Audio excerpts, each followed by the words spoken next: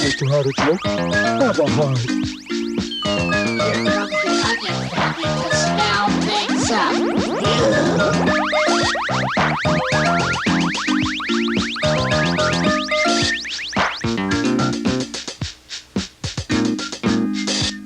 When you go to the store and you pick up some seeds, then back to your yard to clear the grass and the weeds. You put the seeds in the ground and you water them well, and soon there'll be veggies you can eat or sell.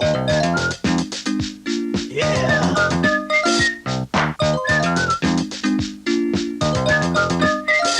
We're the Veggies, and we've got a tale to tell. Eat your veggies, it'll make your life go well. We're the Veggies, and you'll find us at your store. We're the Veggies. If you're weak, please eat some more. I think carrots are very appealing. Cucumbers are always so green with envy.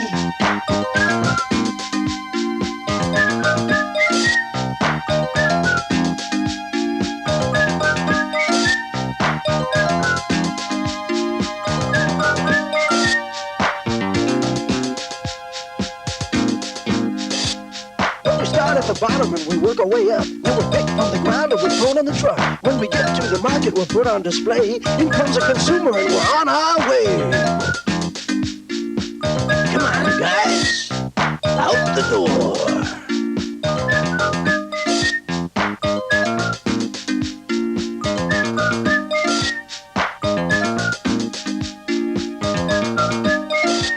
We're the Veggies, and we end up on your plate. We're the Veggies. Or with luck, we could be a V8. We're the Veggies. Kids will throw us on the floor. We're the Veggies, and we'll meet you at your store. Come on, potatoes, close your eyes.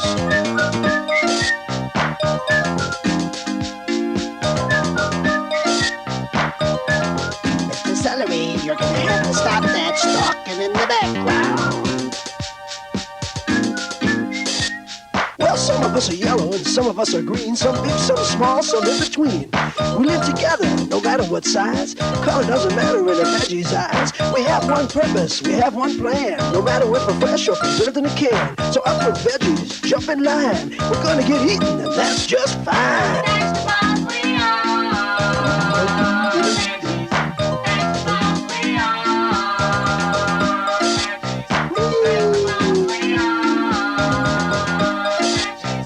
Vegetables we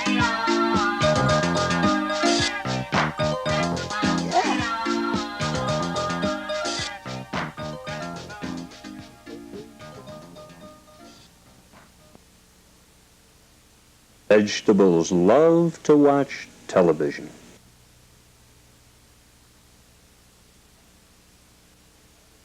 How did it happen? Well, I left the house for 15 minutes to go to the store. You went to the tavern. I was thirsty. How old was the child? 6. 3. We got a lot of kids. How big was the snake? Big. It's a big snake. He was only 12 feet. He's my wife's dancing partner. So you left to go to the store?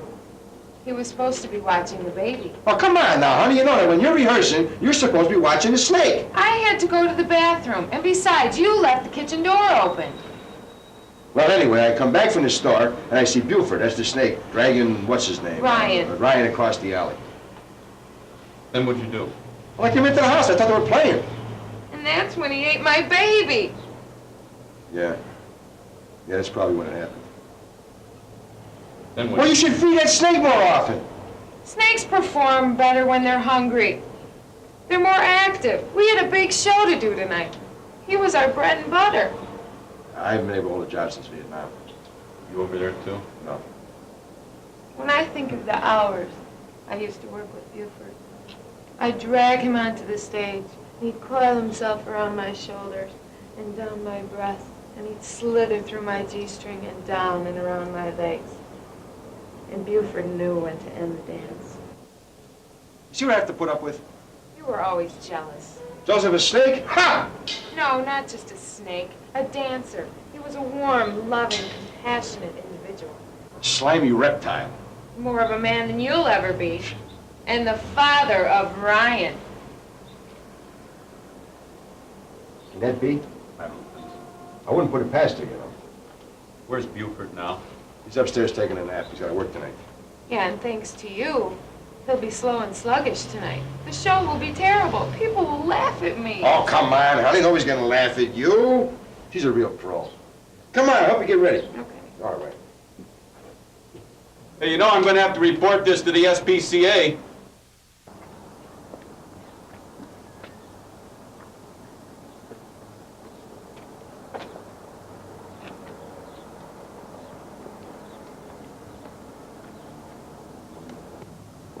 How you doing, darling? How you doing, Angel Pie? How you doing, Pudding Sugar? It's your favorite TV personality, Percy Cruz. Reminding you, let me ask you a question. Do you need transportation? You need to get off and see your honey, see your sweetie pie? Well, now, when you need a car, you want to come on down to Johnny Fuller's used car utopia. Now, Johnny Fuller wants you and you and you to have a brand new used car. Now, look right over here. We got a brand new used Skyhawk. It's just right there. It's just got everything you want in the car. Well, it's got tires, and windshield, mirrors on there, everything you want. And now Johnny Fuller's gonna make a deal with you. He will sell you this brand new used car for just two for just $17.50. That's right, 2 cars for just $17.50. Now, I know it sounds insane, but see, Johnny Fuller has got to sell these cars. He owes big money to the mafia. Michael Corleone is threatening to stuff him in the trunk of one of his own cars. So he'll make a deal with you. Come on down to Johnny Fuller's used car utopia, 42 East Superior in Chicago. See y'all later. Johnny Fuller's Used Car Utopia, new and used cars at Clark and Fullerton, 63rd and Stony Island, or wherever fine cars are parked. Samuelson, scene 24, take 1. And action! My, what a big pecker. I don't have any crackers, Polly, but what else can I offer you? If you, God, what is the problem here? I forgot my line. You know the line. Now, come on. Say the line when she says, would you like a cracker? If you like a cracker, I'll like a crack. No, that's not so hard. No. So just say the line. What, are you nervous? I'm nervous. I only agreed to do this because my child needs the operation. No, look, this is no cheap, sleazy porno. This is erotic art. It's out of focus. Well, Don't worry, don't worry. Look, I tell you, the parrot thing, this parrot thing is just not working, okay? We tried this is just not going. I'll tell you what, we were worried about your reputation, all right? We'll protect your anonymity. We'll go to the old standard, the old black bar, okay? Black bar. Black bar. Jim, the black bar. Come here. Okay, the black bar, it'll be right here. It'll cover you, it'll hide. Oh! I couldn't even tell it's you. It's great. This will hide you right. This is this is perfect. Huh? No one will know. Nobody will know? You just blacks out my whole face, right? Get down. Well, finish the scene. You'll be completely all anonymous. right. Okay? I feel it's okay then, right? You're great. Trust me, I have an agent. Play it. Samuelson, scene 24, take 2. Take from there and action. My line, what's my line? My love handle throbs for you. My love handle throbs for you. Cut.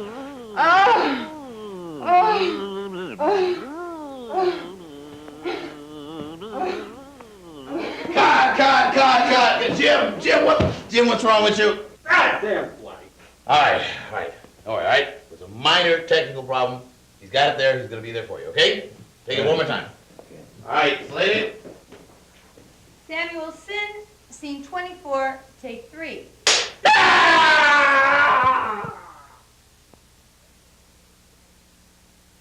Like their primitive relatives, the animals, vegetables must maintain a balanced diet. They must be careful to partake of the 4 major food groups: water, soil, sunlight, and fertilizer. Dad, there's more manure. You have to eat your soil first.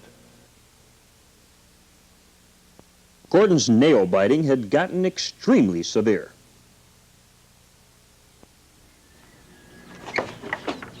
You probably don't recognize me.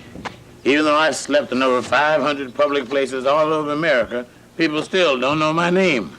That's why I carry the public aid green card. The green card lets people know that I'm poor, consequently pissed, so they stay the hell out of my way. Plus, the card is good for free health care, food stamps, and other services of the government when the Democrats are in power. The card is respected at pawn shops and soup kitchens all over America. The public aid green card. Don't be poor without it.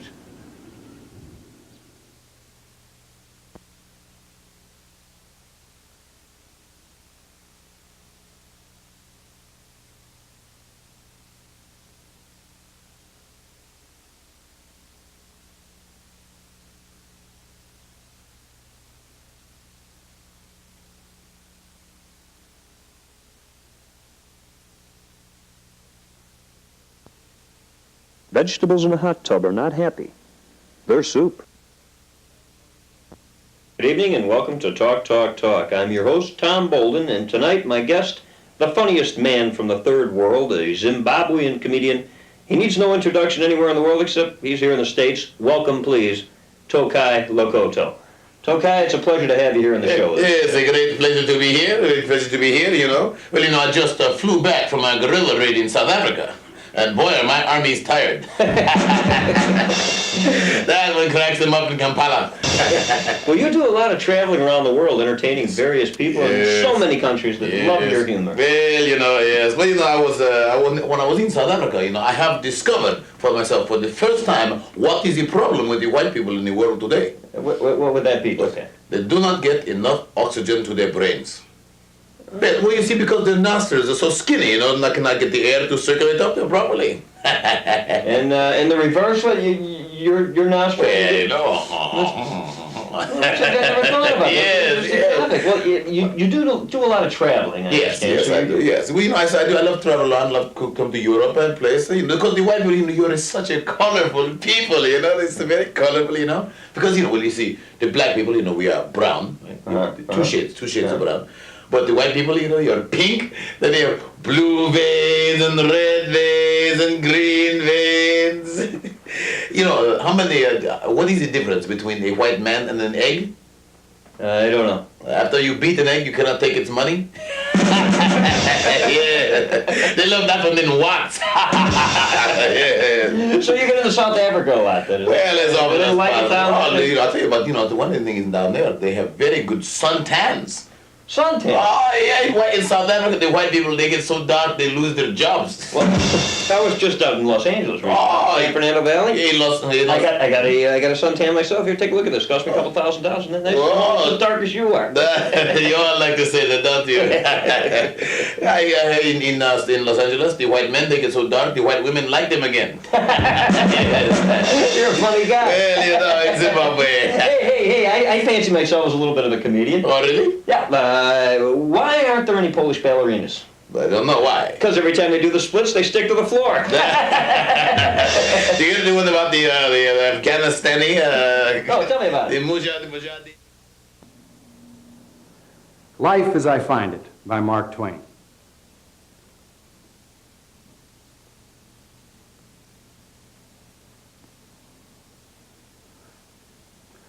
The man lives in Philadelphia who, when young and poor, walks into a bank and says, "Please, sir, don't you want a boy?"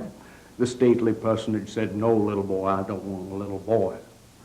The little boy, whose heart was too full for utterance, chewing on a piece of licorice he had bought with the cent stolen from his good but pious aunt, with sobs plainly audible and great globules of water flowing down his cheeks, glided down the cold stone steps of the bank. The bankman, bending his noble form, dodged behind a door, for he thought the little boy was going to shy a stone at him. But the little boy picked up something and put it in his poor but ragged pocket. "Come here, little boy." And the little boy did come here. "Lo, what pickest thou up?" And the little boy answered and replied, "A pin." The bankman said to the little boy, "Are you good?" And the little boy said that he was. And the bankman said, "Do you go to Sunday school?" And the little boy said that he did. Then the bankman took down a pen made of pure gold and flowing with pure ink, and he wrote upon a piece of paper, capital S, small t, period, capital P-E-T-E-R. And he asked the little boy what it stood for, and the little boy said, "Saltpeter." The bankman said it meant St. Peter, and the little boy said, "Oh." Then the bankman took the little boy into partnership and gave him half of the profits and all of the capital, and he married the bankman's daughter, and now all he has is his, and all his own, too. My uncle told me that story. And I've spent 6 weeks in picking up pins in front of a bank. I expected the bankman was going to call me inside and ask me if I was good, and I was going to say yes. When he asked me what St. John stood for, I was going to say Salt John. But the bankman wasn't anxious to have a partner, and I guess his daughter was a son. For one day says he to me, "Little boy, what are you picking up?" Says I, awful meekly, "Pins." Says he, "Let's see 'em." And he took 'em, and I took off my cap, all ready to go inside and become a partner and marry his daughter. But I didn't get an invitation. He said, "These pins belong to the bank, and if I find you hanging around here again, I'll set the dog on you." So I left. And the mean old cuss kept the pins. Such is life as I find it.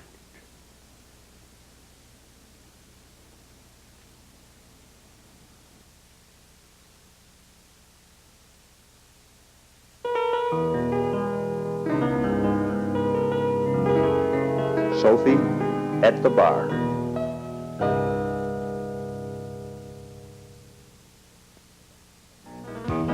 Sophie at the Polish bar.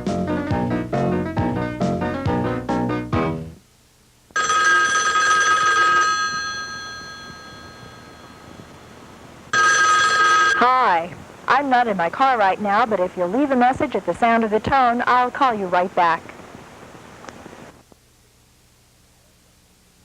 Good evening. I am Dr. Emil Nitrate with a few questions for the ladies. Ladies, do you wake first thing in the morning and throw up? Do you suffer from dizziness, headaches, lower back pain? Have you noticed an unusual growth in the abdominal region? If so, you may be a victim of sperm poisoning. Some of you watching this may have already contracted this crippling, bloating disease and not even know it, since symptoms usually do not appear for several months after infection. You may ask, what are the symptoms? Good question. The symptoms include deteriorating posture, a swelling of the breast, which is not always bad, and the sensation of having a thermonuclear device explode in your stomach. If you are a sufferer, take heart. Treatment is available, or if left alone, the condition will clear up by itself in time. So until next time, this is Dr. Emil Nitrate reminding you that a few moments of prevention are worth 9 months of cure.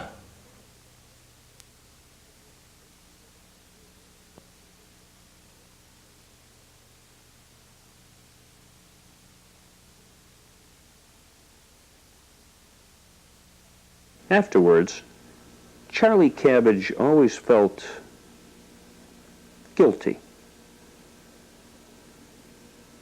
Cecilia, his wife, never did.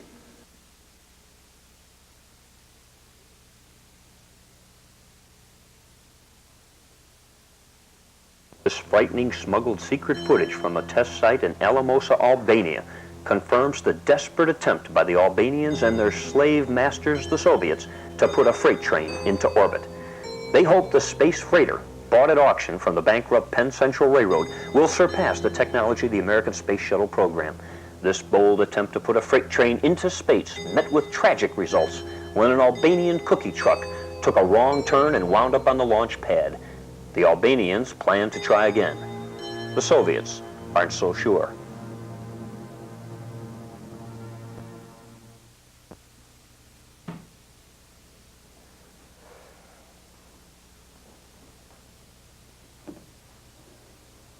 Oh, baby, I'm so glad we moved here. Yeah, it's a great old house. We moved out of here when I was 14 years old. I'm glad to be back. I love it.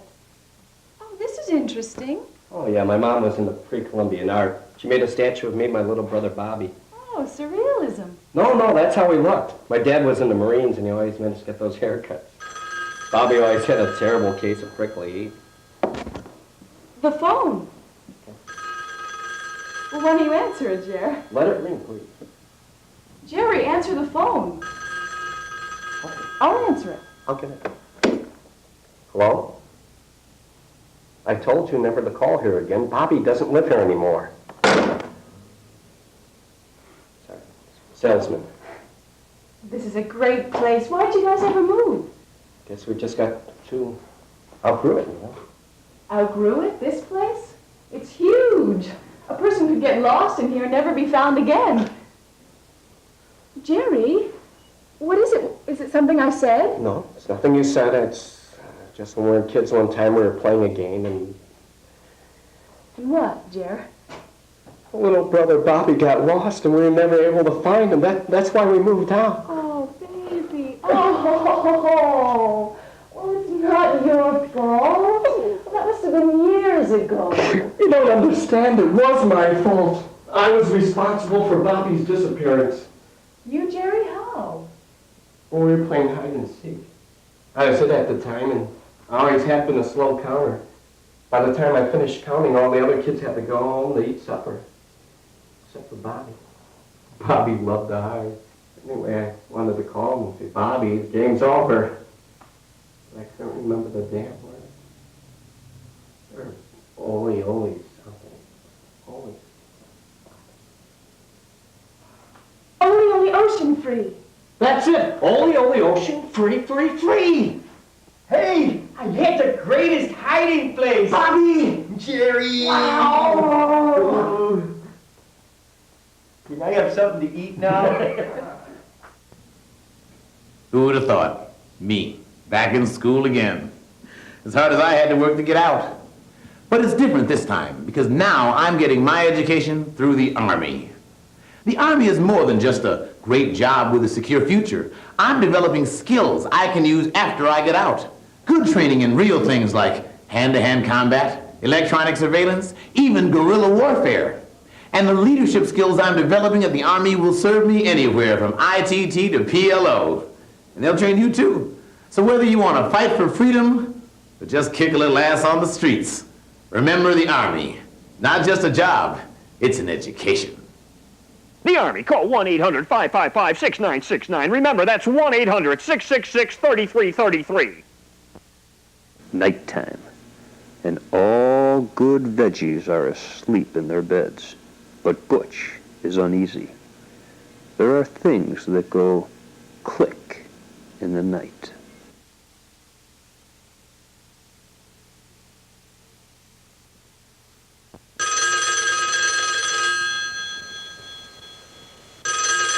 Hi. I can't find my briefcase right now, but if you'll leave a message at the sound of the tone, I'll call you right back. Hello. I'm Jessica Network, CPN News, reporting live from Addis Ababa, Ethiopia. We were going to go today to an actual food distribution center, but it was just too damn hot. So instead, we have a real starving Ethiopian here at the Idi Amin Eatery in the Addis Ababa Hilton. Mr.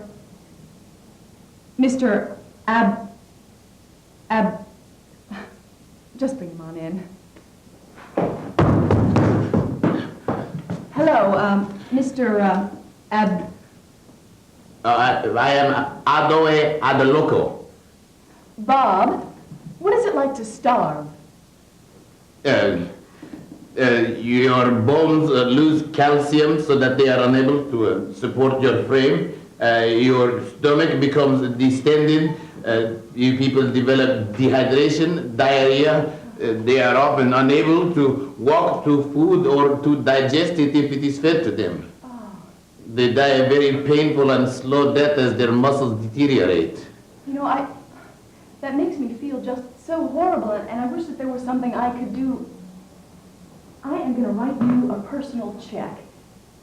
Oh, but you're much too proud of a person to do that. What? I have another question for you, Bob. I've always wondered how you get those things to stay on. The robes are the tradition in my tribe and my family. The way they tie it signifies the status of our family within the tribe. Yes, it is passed down from generation to generation. I saw that show. It was wonderful. It brought a surge of black pride to my country. But I felt guilty for weeks after it. As well you might. We are a very proud people. There are many. Thank you very much. Bob, I want to thank you very much for this interview. It has been very, very enlightening. Bye-bye. It has been a great many days to come here. I was going to the center. Bob, thank you again for coming here to the Hilton to interview with me. They brought me from the street and said I must talk, but if I could but have a few... thank you again, Bob. Well, no, it's been very, very interesting. Thank you, Bob. This has been Jessica Network, CPN News, live from Addis Ababa, Ethiopia. Hi, Jack Angel here. We'll be back with more fair wrestling from Las Vegas on Wild World of Sports. But first, the Urban Olympics with my color man, Red Ryder. Hi, Red. Hey, thanks, Jack. It's a great pleasure to be here. I want to talk about these two contestants here in the Urban Olympics. Who can get across the street first? On the left, in the gray tweed, is the South African, Carl Cougaran. On the right, the Australian with the yellow cap, the green jacket, the red sleeves. You raced against Greg Taylor before. Oh, I raced against him in Helsinki. That's right, Jack. And you won that race, I believe. Oh, he's tough. He's a tough contestant. The judges here, in a white turtleneck, kind of a crew neck thing. Looks like we're just about ready here. We are just about ready. The light is changing from red to yellow. There's the green light, and they're off. And it looks like the South African Carl Cougaran is in the lead. Here he comes. Oops! And he's the Australian. He does the dip. There's the Australian cross. He's making a cross. There's a red and yellow ambulance behind him. It's kind of white. There's a little white. Oh, he comes across the finish line, ladies and gentlemen. About 3 lengths ahead of Carl Cougaran. There's the judges in a nice white crew neck. There's a nice stripe on the other judge and a black head on the third. A wonderful race. A wonderful, and the Australian wins it. Thank you very much. Charlie Cabbage walks his dog Floyd.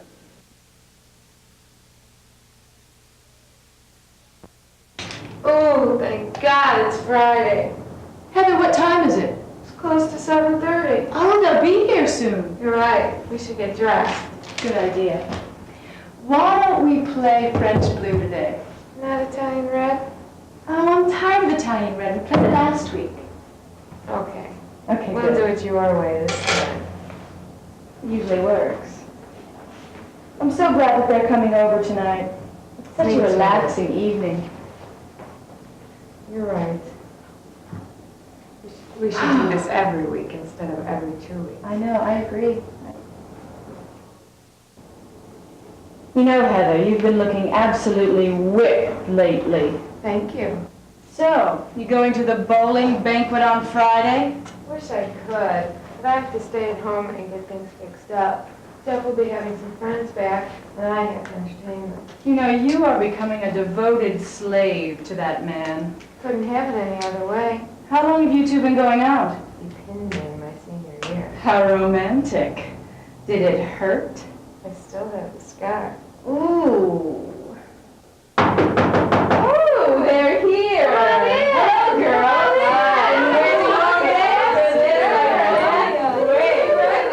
Not that bad. How you doing? Real sharp. You gonna cheat again at cards tonight? Maybe. All right, ladies, let's play bridge. Ooh, yeah! We got some bridge mix. Hi, I'm Joe Doyle, and I'm the director of Vegetable House. I'd like to talk to you about that last scene that we just saw. It's something that I lovingly refer to as Bondage Bridge. It seems that the executive producers and my partners are a little bit upset about it because they feel I may have offended... It is a leering exercise in female exploitation.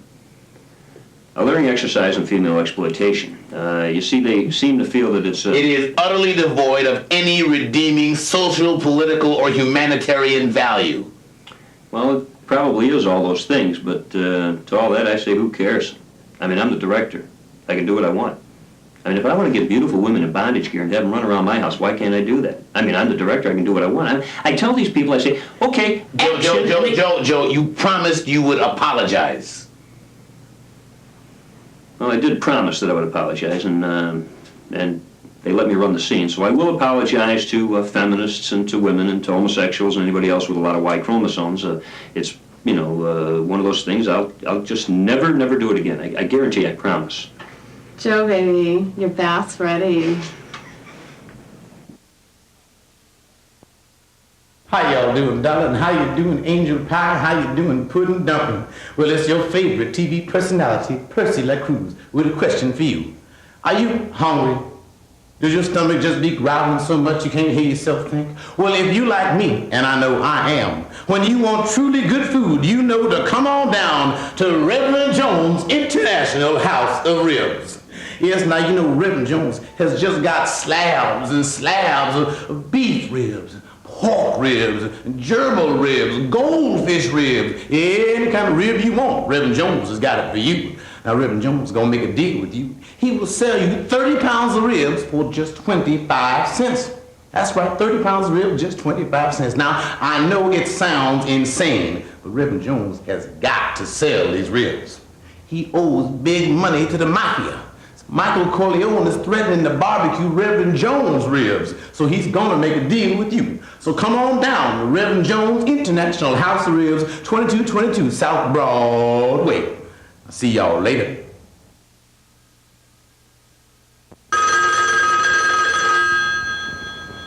Hi, I'm not wearing my watch at the moment, but if you'll leave a message at the sound of the tone, I'll call you right back. Good evening, and welcome to Meeting of the Closed Minds. This week we'll be talking with three of the most securely locked intellects in America today. First, the internationally acclaimed atheist Madeleine Harriot-Murr. And next, the renowned pornographer and publisher Bob Guccigomi. And last but by no means least, one of the most securely locked craniums in our country today, the Reverend Jerry Fadwell. Our topic this week, that literary classic, the U.S. Constitution. I'd like to say about the U.S. Constitution, it's clearly a subversive document. Shut up, crucifix breath. These preachers, if they really cared anything about the U.S. Constitution, they wouldn't be hoaxing in storefront cash boxes. Hey, you know, women are like boats. You turn them upside down, they all look alike. Hey, you want to know something else? You two ought to get it on together. Exercise your constitutional rights toward free sexual expression. In the preamble of the United States Constitution, it clearly states, "We the people." Now, if that is not a call to lascivious group sexual Group sex. Hey, I had more group sex this week than you'll have in your entire life. Really? What are you doing next week? Now, let's Wait a find minute. out. Next week on Meeting of the Closed Minds, our guests will be Phyllis Schlafly, Strom Thurmond, and Charo.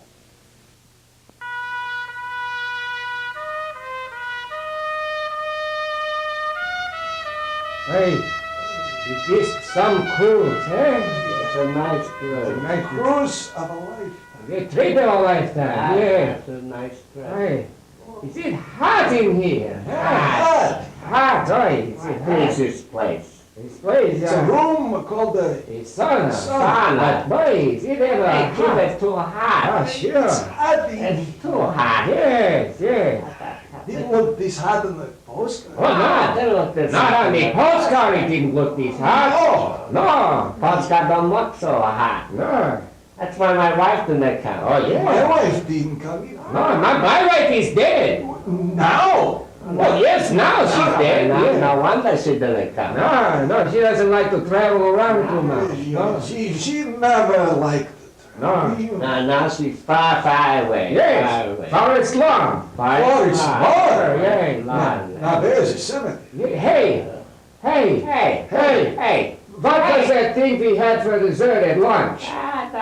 Snow. Snowbirds. Oh, what the heck is a snowbird? It's meringue. Meringue? No, it's kind of white. Savage. It's a pimento. What is it? Pimento? I can eat pimentos. They get stuck down here. Down there? Yeah. Oh, yeah. You see the doctor. Hey, I think it was more like a wine sherbet. Wine sherbet meringue. Oh, hey. Hey, look, we're being impolite. Hey, whoa, watch it. Hey, Hey, how are you? Nice. Hey, is it hot? So hot in here. Hey, how are you? This is Manny. I'm Mo. This is Jack. We're the Pep Boys. Yeah. Who are you? I'm Bill. Hey. How are you doing, Bill? How are you doing? Really nice to meet you. Hey, boy, is it hot in here, huh? It's too hot. yeah. What was that thing we had for dessert, huh? What was that? What we had? Snowbird. Did you have this snowbird? Yeah, I had a little bit. It was a great dessert. What was in that? Yeah, what was in that anything, huh? You know, it beats me. I don't know. It looked like it was. Yeah, it was pimento. No, it's a pimento, the sherbet, the meringue. It's lime. What do you think it was, huh? Maybe a lime. Lime sherbet. It was, I think it was, with the meringue. It was spumoni ice cream. Spumoni? Spumoni, if they call it spumoni, then we call it spumoni. Yes, it's Italian. They know Italian. Well, they got with the fancy words. They're fancy words. Fancy. So tell me, Bill, where are you from? Where are you from? Yeah, where are you from, huh? Chicago. I know a man with a wife. Yeah, he danced with her. In Chicago. Yeah. We were there in Chicago. Yeah. We were stationed in Chicago. What that thing? In Fort Wayne. Fort Wayne is near Chicago, but way far away, huh? It's more like Michigan. Sure. It's Fort Sheridan. Fort Sheridan. Fort Sheridan it was. It was hot there. 1953, you were there. I wasn't there in 1950. No, I wasn't there either, No wonder I didn't see you. So tell me, Bill, what is it that you do? I sell shoes. Oh, you sell shoes. Shoes. Well, hey there. Hi there. How there. Yes, welcome as can be. Yes. You know, I wear shoes. Yeah, shoes. Yeah, he sells shoes. Yeah, I know someone that Vic Scanelli. He used to make shoes. Vic Scanelli? Yeah. He wore shoes. Oh, yeah, he wore shoes. Eh? Now, Easy Rosenblum, he used to wear shoes too. Easy Rosenblum. Did you know him? You know, easy. Nice. Sadat, there was a great man with shoes. Shoes, oh God, yeah. You know, without his shoes, he'd be nothing. He'd be sandaled. He'd be barefoot. That's what he'd be, all right. He wouldn't be on TV. Okay. Shoes. All right. It's hard. Sadat was more of a sandal man. Yeah. It's hard. We should get some air conditioning in here. Yeah, what is this? This is a room you pay to come into? You pay to come in this room, This huh? is a room you pay for to come in and sweat. You come in here and sweat. Is that something to pay for? Yeah. Hey, where are you guys from? We're from New York. Yes, New York City. New York State. Yeah. Can't you tell we're constant irritating assholes, huh? I was cousin in Jackson Heights. Hey there, George. We were just kidding. Kidding, huh? We're not really assholes. No, most people think we're assholes, but we don't think so, so there you go, huh? Hey, you married? As a matter of fact, I'm a newlywed. Mazel tov! Newlywed, oh, could I tell you a story? Tell me a story. I could tell him a story. Tell a story. What was that thing we had for lunch today? Snowbird. Snowbird. What is that?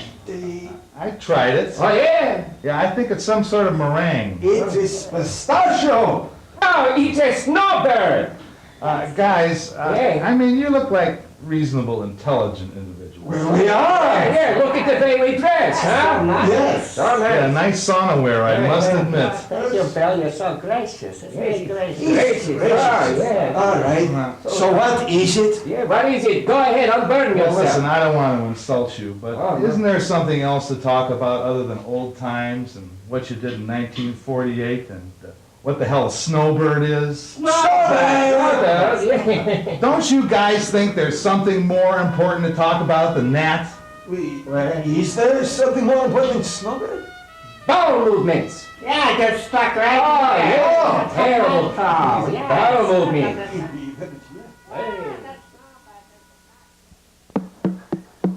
I'll always remember that lovely morn when I took his heart at Little Bighorn. No one sings Indian war songs like Johnny Dog Seizure. And now available for the first time in a special 3-record collection, Johnny Dog Seizure's Kill the White Eyes. Who could forget his classic, You Sabered My Papoose, You Skewered My Squaw?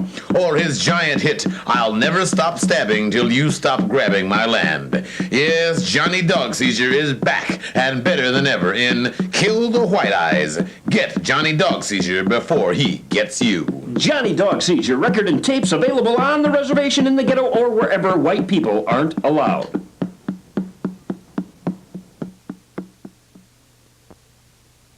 And this one is for scalloped Brussels sprouts.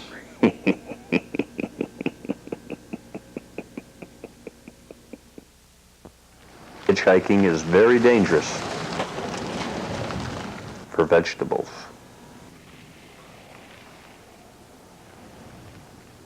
This is Jim Walsh, Channel 33, Eyewitness News in Chicago, Illinois. We're here at Northwestern University Hospital with Mr. Tim Dolan, the 33rd recipient of an artificial heart. Tim, how are you feeling? Oh, hi, Jim. A little on the sketchy side today. Other than that, how's the heart doing? Well, the heart, I think, is too big. I see. It's a little large for you?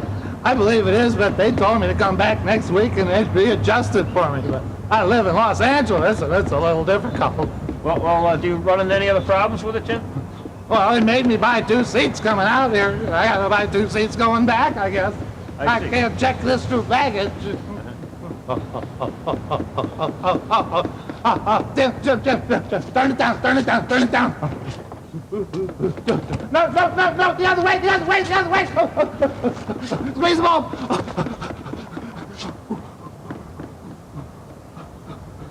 Are you okay, Mr. Dolan? It's tranquilizer.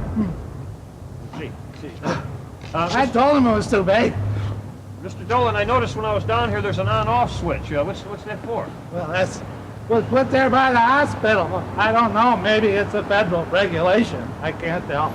I see. Well, it's been a pleasure talking with you, Mr. Dolan. I have to get back to Los Angeles, so thanks a lot for dealing with Channel 33, and the best of luck to you. Thank you very much. Okay. Thank you, sir.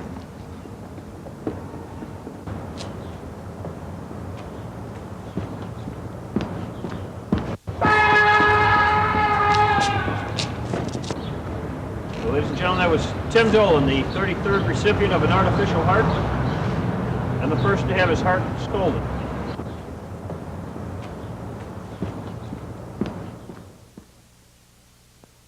Why Gordon lost the watermelon eating contest. Houston to Challenger. How's he doing out there, over?